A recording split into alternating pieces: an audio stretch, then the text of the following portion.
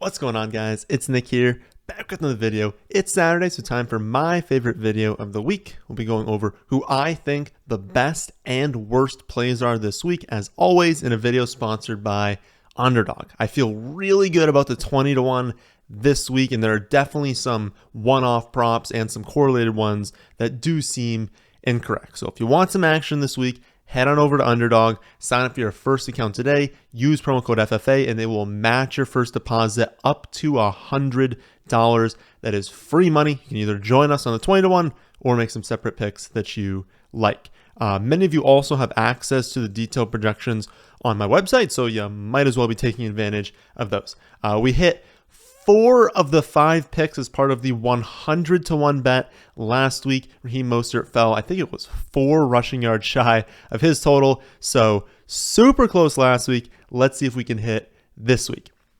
So the game that we're stacking this week is going to be Vikings at Commanders. Now the total is only 43.5. A lot of the times we stack up the higher total games, but we don't necessarily need each team to be like scoring touchdowns, we'll say, because these props don't have touchdowns involved. Like, we want them to be moving up and down the field. We don't necessarily care if the score is 34-30. I don't necessarily think the score is going to be that, but I think we know where the production is going to come from. So as long as this game doesn't like completely dud, we should be good to go.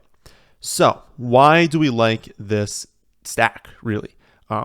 Honestly, because the spot is so good for the Vikings passing offense, and we know with a very high level of confidence where that volume is going to flow on that offense. The Commanders are one of the larger pass funnels in the NFL, but specifically, not only do they have a relatively decent run defense, but they also filter targets to wide receivers. They, are pretty good at defending tight ends. And so when we look at their opponent this week, we're like, okay, the Vikings are a team that is perfectly willing to throw the football, and obviously they're not leaning on that many pass catchers. We have Hawkinson joining the team, but he just joined this week, and so we're not expecting him to step in to like 100% of the snaps and have a 20% target share, right? So we thought originally the targets were going to wide receivers anyways, and so if this is like a phenomenal matchup for that, well, then this is just a beautiful spot.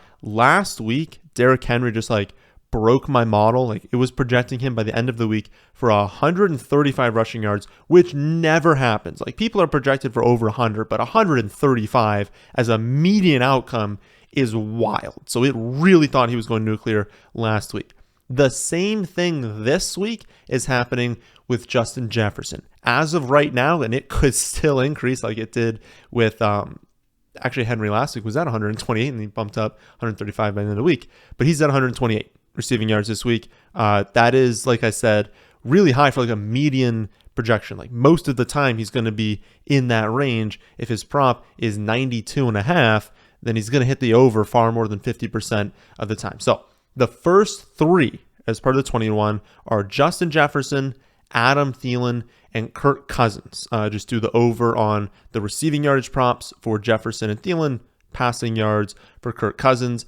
If you want to include Osborne over Thielen, I think you can. Like, the spot is the exact same for Osborne and Thielen, but just like a general like game theory thought here, if Osborne hits his over, I don't even know what it's at. It's roughly in like the mid to low 30s, something like that.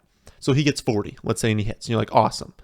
But him hitting for 40 doesn't necessarily mean that even if Jefferson hits, that like Cousins is going over. So what you want to do is say, okay, well, if Thielen and Jefferson are both going over, it's extraordinarily likely that Cousins will go over as well. If you bump out Thielen, you put in Osborne, it's not a huge difference, but the difference is there, and it's not necessarily a lock that Cousins will go over. You just want to like have 2 bets that if these 2 go right, you get the third one right. And then we think, okay, like either they're being pushed or they're doing the pushing, right? If all these players are going over, it either means Washington did great or Washington needs to do great to catch up. So what do we want on the other side? I would say it's Heineke and McLaurin. McLaurin has been incredible since Heineke is taken over, and we can really start to see his target share increasing. With Carson Wentz at quarterback, we had McLaurin with a target share of 16.1%, really only operating as a deep target, and he had less than 1% more target share than J.D. McKissic. I mean, that was ridiculous. Like, what are you doing, Carson Wentz? Like, how could you give J.D. McKissic and Terry McLaurin effectively the same target share? Like, that makes no sense.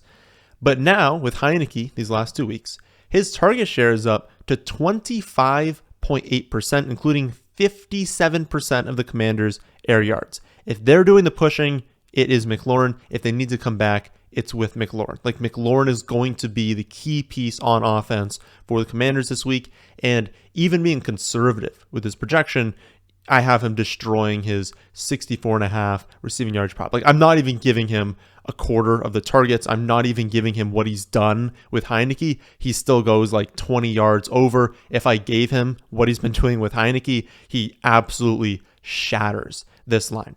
And if he can bring down a long reception, and, the Vikings can start to get things going through the air, like we know where the volume's going for the Vikings. We know that these are both explosive teams. Like, McLaurin obviously can catch a 60-yard touchdown. Like, he's a very explosive player. We know Jefferson's explosive. Like, we can get quick scores here, quick boost to these yardage, and everything really correlates nicely. So again, the 20-1 is Justin Jefferson, Adam Thielen, McLaurin over on all their receiving yardage props. That's 92.5 for Jefferson, 50.5 for Thielen, and then 64.5 for McLaurin. And then Cousins and Heinicke take the over on both their passing yardage props at 255.5 and 233.5 respectively. Outside of that game, who else do we like?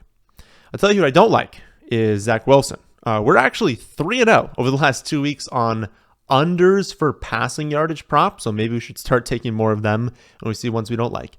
And this one isn't like as just truly embarrassing as the Pickett one was last week. Like, I had no idea why Pickett was at 255.5 passing yards against the Eagles. Like, what? That makes no sense. So that one went way under. This one's not as bad, like I said. But Zach Wilson, 213.5 passing yards. It's still just a little bit too high. Like, Breece Hall was the offense. He elevated the rushing offense, made them more efficient, made them more likely to sustain drives, to keep games competitive, to like just be good. But even in the receiving game, like, he had a relatively deep ADOT. He was getting air yards as a running back. He was just like opening up this offense. Remember that like 75-yard reception? Like, Breece Hall was the offense, right? You take him out, they're sustaining fewer drives. They're getting into more difficult down and distances. So like before they get to third down, it's more likely when Breece Hall is there on first and second down that it's 3rd and 3. He's not there. You're giving the ball to Michael Carter, James Robinson now. Well, they're much less efficient than Breece Hall was. And so your third downs are going to be much more difficult, and you're not going to convert them at like as good of a rate. That also means that you're down more, you're trailing, teams are running on you higher, they're draining the clock on you. It's just a worse situation.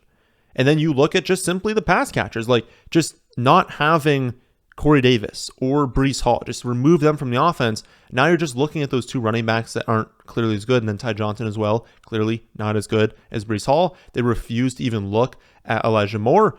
And you look at this and you're like, okay, so he's not in a good situation. And then everything else is terrible too. Like, he's only hit this over in one of the last 4 weeks. None of those games came against the Buffalo Bills, who are top 5 in pretty much every defensive metric. Like, obviously everyone knows the Buffalo Bills are a phenomenal defense. Like, Zach Wilson's just not that good of a quarterback. He makes countless horrible mistakes. I mean, just like scrambles out of the pocket and you're like, oh yeah, he's just going to throw this away. And then he just like looks like he's throwing it away, but he's just chucking it somewhere in the middle of the field. And there's just no one nearby that, like, I just don't know what he's doing. I really just don't know what he's doing sometimes. And even the coach was like, yeah, we need to figure out why it's so difficult for him to just, like, throw the ball out of bounds. Like, I don't know what he's doing half the time, but that's not a good combination against the Buffalo Bills defense. So I don't think he's going to have a good game.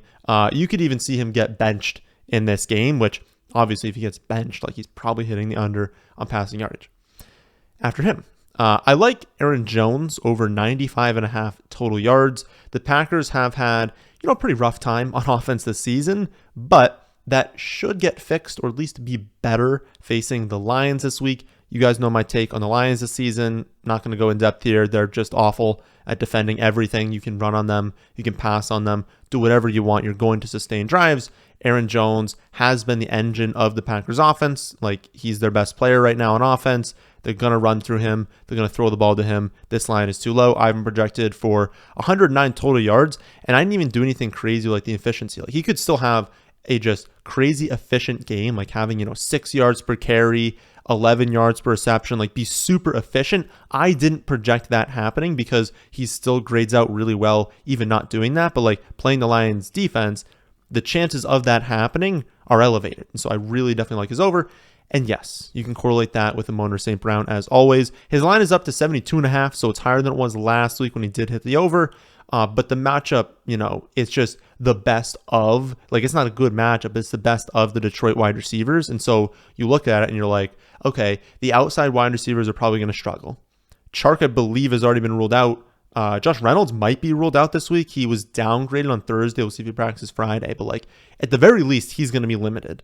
You've got Hawkinson gone from the team. You've got the backup tight end with a concussion. You've got Swift not 100%. Like, Rhamondre St. Brown, if they want to like try and win this game, he's going to need like 12 to 14 targets. And we have seen that happen in the past. He's a phenomenal player. I know he's not 100% either, but he had 10 targets last week. Like, they're just going to have to keep doing that. And if he sets up the best among their players, and like they have, a lot of their other players are injured, out, traded away, like they're going to have to use him a ton. I like his over there. And again, it correlates. If one of these two hits, it's much more likely the other does as well.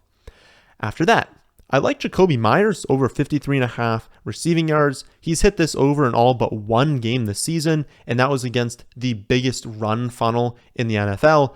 The Colts do have a very strong pass defense, but Meyers has the best matchup in the slot. He should avoid, more of the difficult matchups for the Colts. They're all still like talented, but you look at it and you're like, okay, he's the best matchup. He's also their best player, at least in the passing game. I guess you could argue that the player we're going to talk about in a second may be better right now, but like he's what they look to in the passing attack. He's up to a 25.5% target share on the season. You've got Parker now injured, so his competition is going to be a rookie in Tyquan Thornton, someone I love long term, but still a rookie, still not commanding a target share. Kendrick Bourne, someone that the staff seems to hate. Nelson Aguilar is just not very good. Like, Meyers is going to have a good target share. He's going to be open plenty because he's just a very good player. And even though the Patriots are favored this week and are probably going to win, it's not like they're going to steamroll the Colts by 30 points and they're going to run it every play and they're never going to have to throw it with Meyers. Like, they're going to have to throw it at some point. It's not going to be, this like unbelievably dominant victory for the Patriots. So, Meyers is going to have to be used. Best receiver, got to have his over. But guess who's leading the Patriots in target share over the last 3 weeks? It's not Meyers. It's Rhamondre Stevenson. He's got 23, 19, 23 touches over the last 3 weeks. Damian Harris hasn't practiced Wednesday or Thursday with an illness. He, is probably going to play, but if you're missing that much practice, that's not fantastic. And he's also been kind of phased out a little bit of the offense. They're going to Stevenson a lot more. Even with Harris projected in, I have Stevenson at 103 total yards. That's way over his 85.5 prop right now. And if Harris is out, it's a slam dunk. I mean, he's definitely hitting that over. He'll probably be projected for like 115, 120 total yards. So you just get a bonus if that ends up happening. There's a few more that I like, but I'll save some of those for the website. And so the final one we'll go over today is Trevor Lawrence over 233.5 passing yards. Now, he's been trash recently, so I get if you don't want to do this one. Like, the whole offense hasn't been good, basically, aside from Travis Etienne. But the only teams that this season Trevor Lawrence has hit the under at this line on are the Eagles, the Colts, and the Broncos. Like, those are really good pass defenses. Those are 3 teams that rank top 8 in terms of passing yards allowed. Like, top 8 is in like the 8 best teams for defense. They haven't allowed very many yards. The Raiders rank 25th, and they're the number 2 matchup for opposing quarterbacks in terms of passing fantasy points allowed. So it's a great matchup. He's been hitting this over when he's not facing a very strong pass defense. And then if you want to correlate it, Christian Kirk has the best matchup.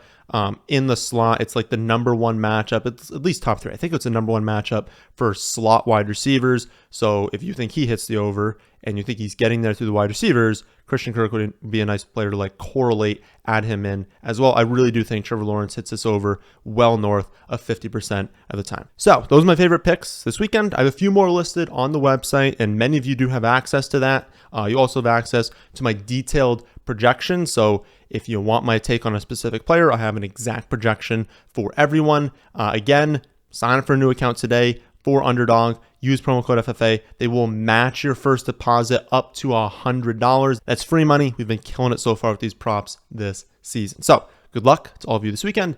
That, my friends, is in this one. Hope you all did enjoy. If you did, how about hitting the like button? How about subscribing to the channel if you're new here? Thanks for watching.